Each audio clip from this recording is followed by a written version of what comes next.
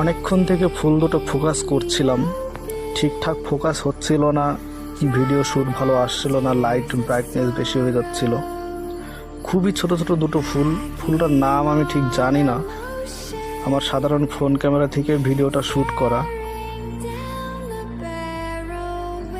ভিডিওটা ভালো লাগলে অবশ্যই একটা লাইক করে দিও। ভিডিওটা শেষ অবধি দেখার অনুরোধ রইল। শেষের দিকে ভিডিওটা খুবই সুন্দর ফোকাস নিয়েছে, দেখে ভালোও লাগবে আশা করি।